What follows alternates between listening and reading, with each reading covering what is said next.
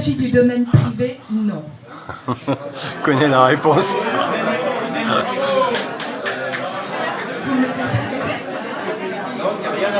C'est dingue. Hein.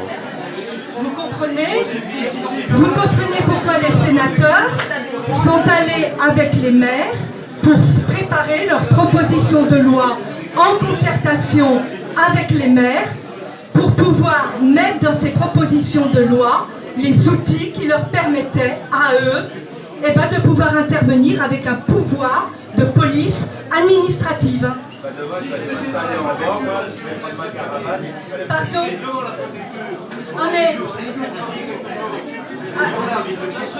Moi, je ne suis pas la préfecture, monsieur. Oui.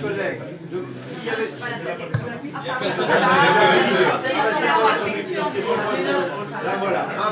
C'est pour moi, si se mettait devant un bâtiment administratif, est-ce que la police, est-ce que quelqu'un fait quelque chose pour les déplacer? Parce qu'on voit bien que chez nous, on Ils peut sont rien sur le faire. domaine public quand ils sont devant la préfecture.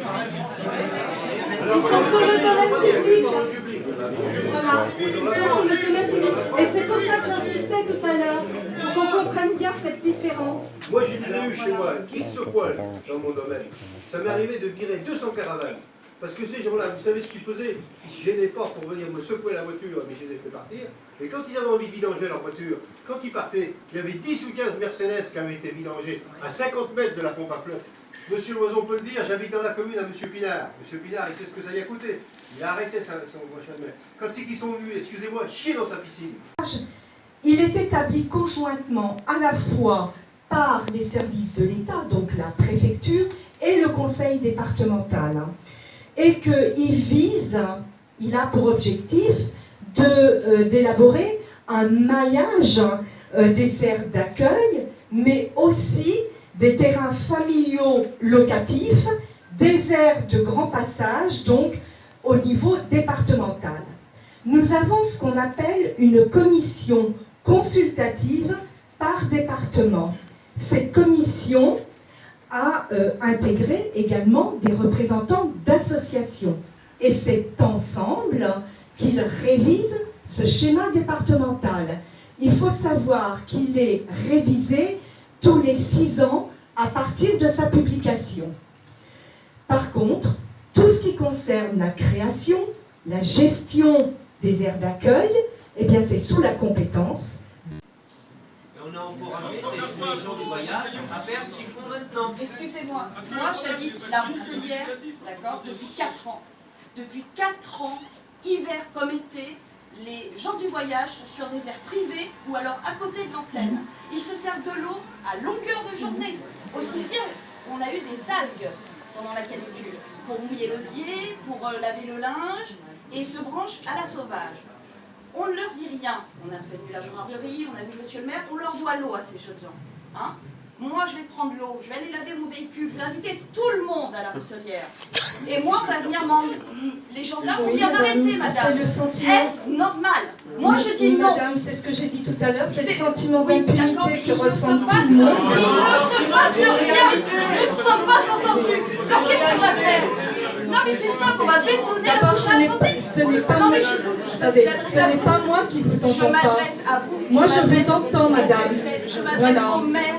Il y en a assez, ça va mal finir. Mais je suis d'accord. Et c'est la raison pour laquelle les sénateurs avaient pris des mesures beaucoup plus répressives qui donnaient des pouvoirs de police. Nous sommes le peuple. Les sénateurs, c'est trop là concrètement. Non, madame, qu'est-ce qui se passe? madame, je suis sur le terrain en permanence. Allez au fond de la Je salle. suis sur Allez au le fond de la terrain salle. en permanence. Allez, s'il vous plaît, laissez-moi terminer aussi. Allez à Chinon, je vis avec les entreprises, les artisans, je vis avec les habitants, je suis en permanence sur le terrain. Donc déjà, ça je tiens à le dire. Et c'est la raison pour laquelle, justement, je défends si bien les idées, parce que quand on vit avec les gens, on vit aussi les mêmes problèmes. Donc vous savez, vous n'êtes pas seul. Simplement, je dis qu'aujourd'hui, on parle ce soir d'un problème qui est propre, effectivement, à cette situation. Mais comme je le dis, madame, c'est qu'aujourd'hui, si on ne fait pas quelque chose au niveau national, ça ne changera pas. Quant à nos forces de l'ordre, moi je tiens à dire quelque chose. Je suis dans la commission des forces armées et de la défense du pays. Et je les soutiens parce que ces gens-là, on a sorti un rapport sénatorial sur leurs conditions d'exercice et de mission. Je peux vous dire qu'ils sont au bout du bout et que ça ne vient pas d'eux, ça ne relève pas de leur responsabilité. Voilà.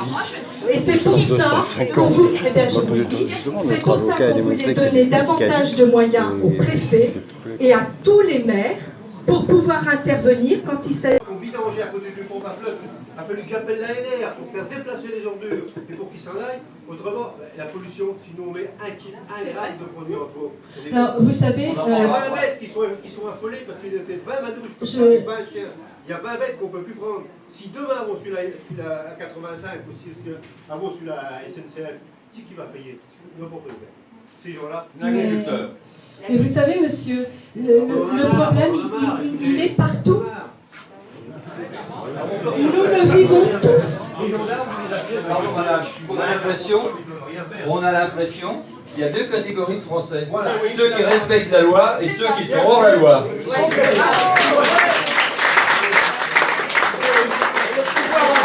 On retient ce système. J'habite à Chinon. J'ai un terrain, j'ai 18 ans sur les bords de la Vienne. Les manouches sont venus X fois. Ouais, peu importe, je m'en fous. Ils sont venus, ils m'ont volé du bois. Ils m'ont mis une caravane pourrie. Ils ont chié partout. J'ai été 5 fois à la gendarmerie et je les agace à chaque fois. Alors qu'est-ce qu'il faut faire? Il faut subir? On est tous en train de subir. J'espère, madame, qu'ils vous feront subir chez vous, à titre personnel. Et là, vous comprendrez. C'est une honte.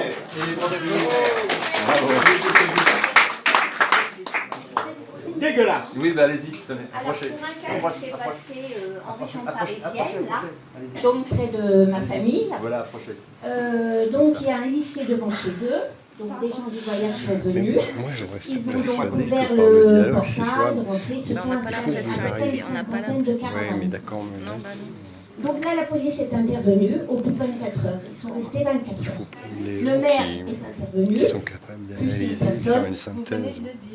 Les gens sont sous l'effet de la... Domaine public, le maire est intervenu.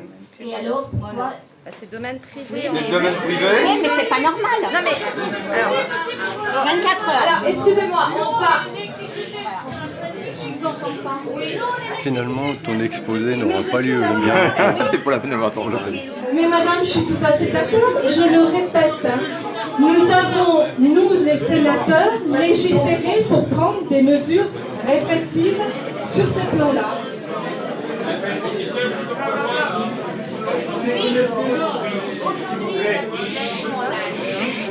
Qu'est-ce qu'on peut faire? Approche Anne-Sophie. Anne-Sophie, approche. Ouais, voilà, la démarche, c'est qu'est-ce qu'on peut faire pour vous aider? Moi, j'aime assez ça. Parce que je pense qu'avec des gens qui ont la tête sur les épaules, ça doit se résoudre en traitant les problèmes des gens qui sont ailleurs. C'est des commandes, je suis aider. Par contre, je ne veux pas aller jeter la bière. Non, mais bien sûr. Moi, je fais juste le constat que Oui, mais les gens, ils pensent que vous discutez en rond. On a marre de cette situation et j'aimerais honnêtement qu'on ait des solutions, tout simplement. Le blabla, nous on en a marre, nous on ne veut plus, nous, on est tous pareils. Moi, je suis sur les hauteurs et je me bats tous les jours et tous les soirs. Ce qu'on veut, c'est des solutions. Ce qu'on souhaite, c'est que l'année prochaine, on ne subisse pas, on ne subisse pas l'arrivée de ces gens. C'est tout. Qu'est-ce qu'on peut faire? Mais je suis pas sûr qu'elle le sache. Vous travaillez avec... Monsieur Bernard, chez moi, j'ai le même problème qu'à Azek. Répondez-moi, si moi, personnellement, je viens m'installer dans votre maison, est-ce que vous pouvez me loger? C'est la personne qui est propriétaire du terrain qui peut le faire. Avec l'aide de la force publique, avec l'aide de la force publique, mais il prend son fusil. Alors attendez, on va faire le débat, on va pas comparer individuellement les 150 caravanes sur un lieu, quoi. C'est pas comparable. j'entends bien. Monsieur, si je suis là, c'est que je comprends très bien. Maintenant, enfin, je pense que Madame Raymond Pavero a une autre réunion. Moi, je ne vais pas rester non plus, je ne peux pas. Je suis venue là. Moi, ce que je vous propose, et très justement, Madame l'a dit, on travaille dessus. Je ne sais pas au niveau législatif pour le moment ce qui va déboucher. Je ne peux pas vous le garantir. Maintenant, on va travailler dessus. Ce que je vous propose, c'est qu'à l'issue de cette réunion... Excusez-moi, est-ce que on peut s'entendre ou pas? Bon. Alors, non, je vous laisse conclure et après vous faire parler. Excusez-moi, on a parlé. Du coup, je vous propose qu'à l'issue de cette réunion, vous nous fassiez remonter... Attendez, ça marche plus. Vous nous fassiez remonter tous les points que vous aurez abordés et éventuellement, effectivement, les solutions. J'ose croire qu'on pourra mettre en place quelque chose pour que l'année prochaine, il n'y ait pas les mêmes choses. Et au niveau législatif, effectivement, voir ce qui pourra être fait. Voilà ma solution. Maintenant, je reste à votre... vous nous enverrez tout ça. Un peu de hauteur, si vous m'autorisez, sur le sujet, parce que c'est une affaire et un dossier extrêmement sensible et extrêmement complexe, hein, et qui est, je dirais, en quelque sorte récurrent depuis de très, très nombreuses années. J'étais moi-même déjà élue en région Rhône-Alpes. Nous avions déjà ces problèmes au niveau des frontières et je me souviens que les élus tenaient exactement les mêmes discours que ceux d'aujourd'hui, ainsi que les habitants. Donc vous voyez que la problématique, ou du moins le sujet d'échange, remonte à longtemps. Et ça, je crois qu'il est important de le préciser. Ensemble, on prend par exemple l'aire de la Croix à Chinon. Comme beaucoup d'autres aires, elles n'ont que 50% de taux d'occupation. Et c'est ce qui fait que certains, pas tous bien entendu, mais que certains effectivement se mettent sur des emplacements illicites et bien entendu ne respectent pas toujours leurs obligations. Alors aujourd'hui, il faut reconnaître que les maires, et même ceux qui sont en accord avec le schéma départemental d'accueil, eh bien, ils se retrouvent complètement dépourvus de ce qu'on appelle le pouvoir de police. Et c'est de là que partent les problèmes. Alors, nous avons aujourd'hui un cadre législatif. Je vais bien sûr le vulgariser en quelques termes pour qu'il soit beaucoup plus accessible. Mais il contraint aujourd'hui les propriétaires, c'est votre cas, mais on est sur un domaine privé, j'en parlerai tout à l'heure, à diligenter ce qu'on appelle une procédure devant le tribunal de grande instance pour pouvoir aboutir à une expulsion qui n'est pas toujours facile à exécuter. Mais ces procédures, elles sont coûteuses. Alors là, je reviens sur votre cas. Votre cas qui ne relève pas d'une occupation sur le domaine public, mais sur un domaine privé. Et je sais qu'il y avait eu une convention, Madame la préfète me l'a confirmé, qui avait été signée, mais qui avait été dénoncée quelques jours après. Le problème est le suivant, c'est que si, vous allez me dire, oui, mais alors, qu'est-ce qu'on attend pour légiférer sur tout ce qui concerne le domaine privé? Eh bien, ce n'est pas aussi facile que vous pouvez l'imaginer. Parce que quand on rentre dans du législatif, on ne fait pas du cas par cas, on légifère pour tous. Après, c'est à la justice à décider effectivement du cas par cas. Ça veut dire quoi? Ça veut dire que quand on parle privé, eh bien, on atteint à la vie privée des personnes. Je vais prendre un exemple qui va vous parler. Je suis chez moi et je reçois, comme vous, les amis qu'on veut, la famille qu'on souhaite. Et si on commence à légiférer sur ce domaine-là, ça veut dire, imaginons que votre voisin qui est à côté est en mesure de pouvoir se servir de ces outils législatifs pour dire, moi, cette personne qui va chez Madame Untel ne me plaît pas, et j'entame une procédure parce que je n'ai pas envie de revoir cette personne, par exemple. Il faut être extrêmement prudent sur tout ce que l'on peut faire.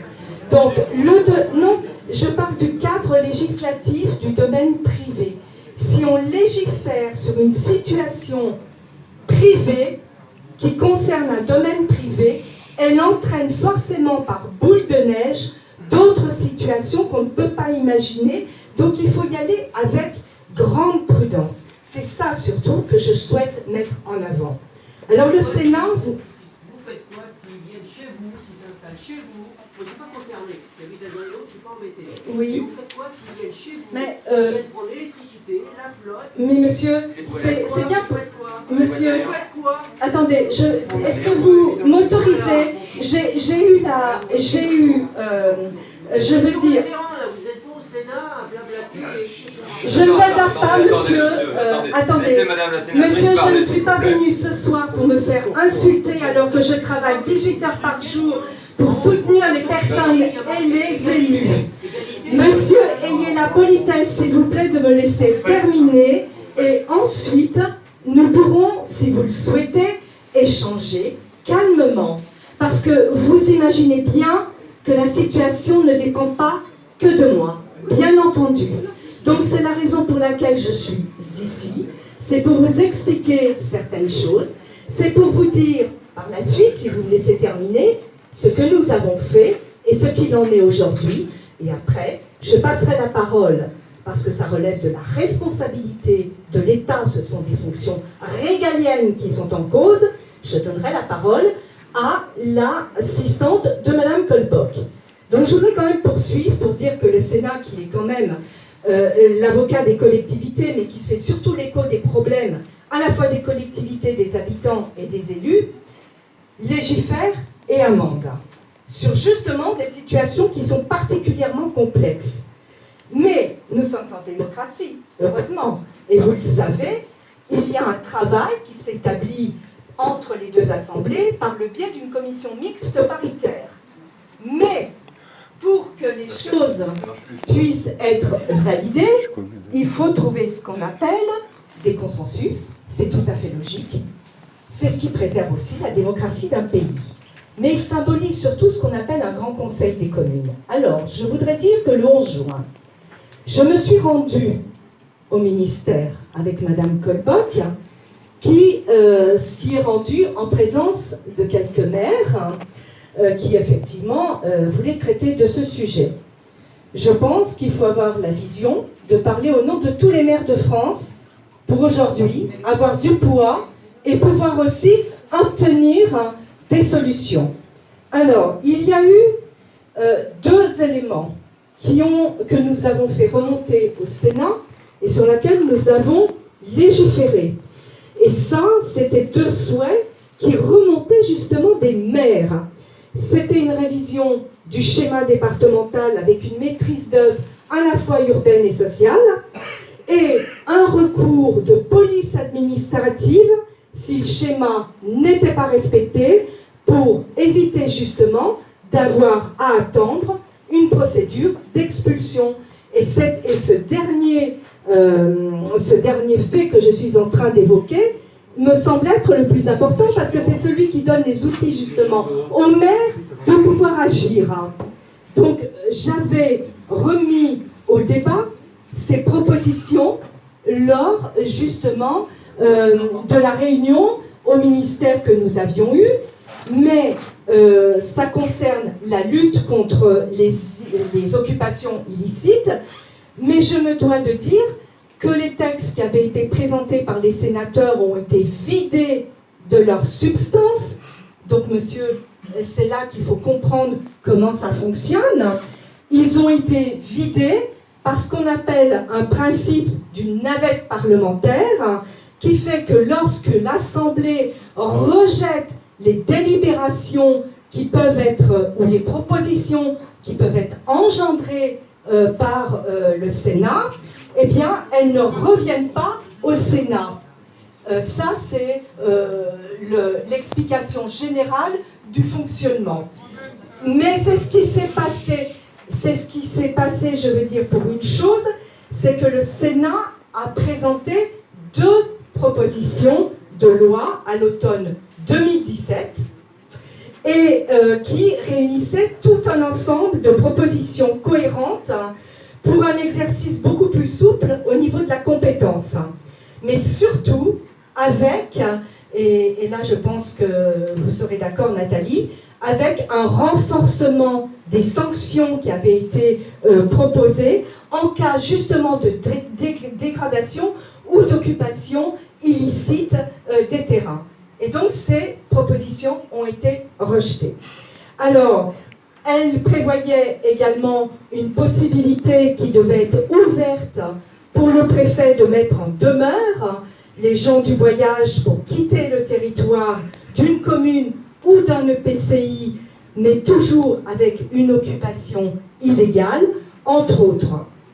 Alors, je dirais que, en gros, aujourd'hui, si je suis venue, c'est pour vous rappeler qu'il existe des lois et qu'aujourd'hui, il faut commencer par les appliquer et que cela relève de la responsabilité, et c'est la raison pour laquelle maintenant je vais céder la parole à l'assistante de Madame Colbock, ça relève de la responsabilité de l'État bien entendu, mais il faut que tous ensemble, je le répète, nous sommes deux assemblées, c'est ensemble que nous devons absolument débattre et légiférer, mais dans l'intérêt général, pas que de notre territoire, puisque c'est tout le territoire national qui est concerné, et c'est le travail qui se fait en ce moment. Donc je tiens à le souligner, c'est ce qui se met en place, et les différentes mesures qui doivent être prises, je vais vous laisser bien entendu les annoncer, puisque là, ça relève de la responsabilité des fonctions régaliennes. Je vous remercie. Quelqu'un n'a pas dit, on était à l'étranger, on a envoyé ce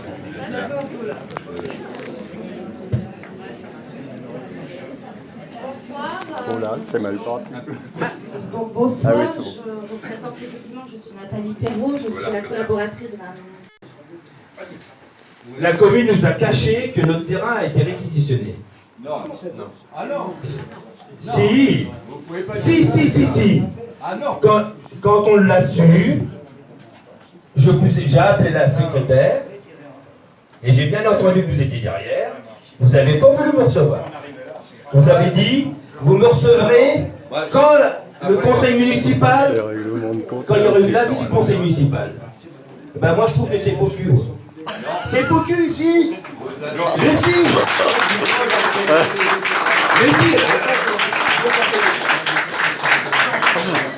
On donne la parole à... J'avais quand même... Nathalie Perrault, la collaboratrice de Madame Colbock, qui effectivement est en déplacement à l'étranger, donc regrette de ne pas pouvoir venir, mais est toujours à disposition à son retour pour vous rencontrer et discuter effectivement des sujets qui animent en ce moment sur notre territoire. Je reviens sur un peu ce que Madame Raymond Pavero vient de dire. Effectivement, il y a une loi qui a été présentée, une proposition de loi qui a été présentée par le Sénat, qui a été débattue effectivement au Parlement, sachant que sur le nombre d'amendements qui avaient été présentés, 6 avaient été retenus, et les autres, effectivement, j'en conviens, je ne suis pas la députée, mais je suis sa collaboratrice, ont été rejetés dans la mesure où on les trouvait, où le Parlement les trouvait trop répressifs. Alors, je m'en explique. Je ne dis pas qu'il ne faut pas de la répression, surtout sur des emplacements illicites et privés, mais je vais pas revenir sur l'explication que Madame Raymond Pavero vient de vous donner sur la complexité de légiférer sur du privé. Mais je tiens à souligner que quand même, ce n'est pas par la répression qu'on pourra solutionner à long terme, j'entends bien à long terme, les choses, enfin les événements qui se passent avec les gens du voyage, en termes de stationnement illicite, etc. Donc voilà pourquoi cette proposition de loi, le groupe et le Parlement ont rejeté effectivement le groupe LREM, une partie des amendements, mais pour en conserver quand même 6, dont 3 étaient quand même importants, puisque c'était redonner de la responsabilité aux EPCI, D'une part, pour limiter effectivement les difficultés que certains maires avaient quand les gens du voyage, les communautés des gens du voyage venaient dans leur village, alors que les schémas aussi étaient respectés dans leur village, dans leur commune. Le deuxième, c'était effectivement le texte qui créait un mécanisme d'information obligatoire à la préfecture, ce qui n'est pas à l'heure actuelle, par rapport aux gens du voyage, à la venue des grands passages aussi et des grands rassemblements comme vous avez sur votre commune, et j'en déplore. Voilà. Donc c'était à la fois pour l'objectif d'anticiper ces manifestations, et enfin, le dernier, c'était donner la possibilité de sanctionner le délit d'occupation illicite d'un terrain, justement par une amende forfaitaire délictuelle. On en est d'accord? Vous en êtes d'accord? On avait proposé le doublement. Oui, ça, voilà, le doublement, nous, enfin voilà, donc au niveau de l'Assemblée nationale, il est apparu, et du groupe LREM, hein, bien évidemment, qui est majoritaire, il est apparu que c'était trop. Et donc, c'était juste une amende forfaitaire délictuelle. Pour autant, ce qui s'est passé réellement lors des débats, et puis après on parlera plutôt de ce qui vous intéresse, vous, hein, on arrêtera de parler sur le législatif. Ce qui s'est passé dans les débats, c'est qu'il y a eu une niche, c'est-à-dire qu'en fait, dans le débat, quand c'est revenu pour être discuté dans l'hémicycle, il y a des débats, des oppositions qu'on traînait, etc.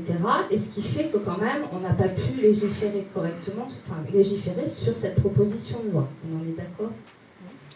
Voilà. Non, mais je ne me trompe pas non plus, parce que je ne suis pas non plus tout le temps dans l'hémicycle, donc je ne voudrais pas... Mais bon, je connais à peu près le sujet. D'autant que je travaille. Alors, ce que je tiens à vous préciser, c'est que Mme Colbock a été sollicitée dès son arrivée, par plusieurs élus de sa circonscription. On a pris le dossier en main dès novembre dernier.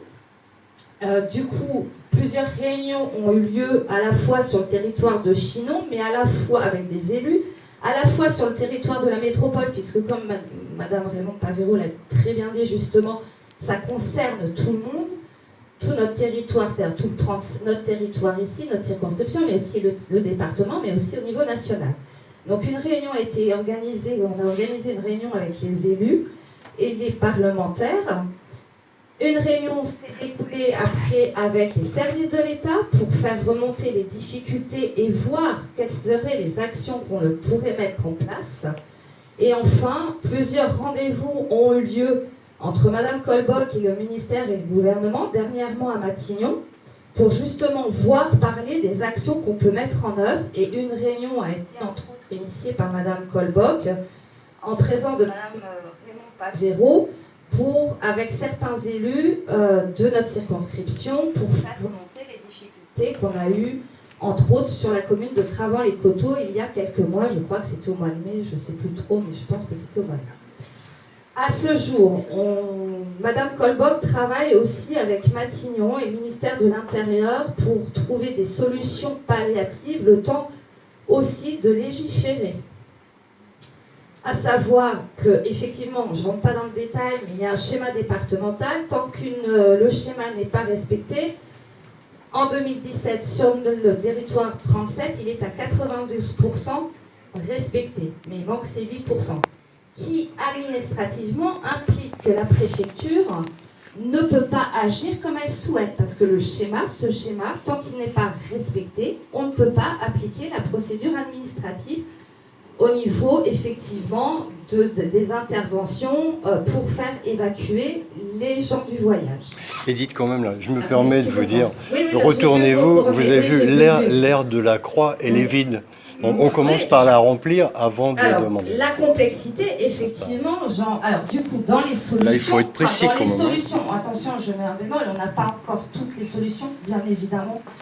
Mais dans les actions sur lesquelles on réfléchit, y compris avec les associations médiateurs comme Zigan Habitat, avec qui on travaille aussi, qu'on a rencontré plusieurs fois, on essaie de voir effectivement comment le taux d'occupation des aires d'accueil, comme vous venez, qui sont occupées à l'heure actuelle à 50%, comment on pourrait amener les personnes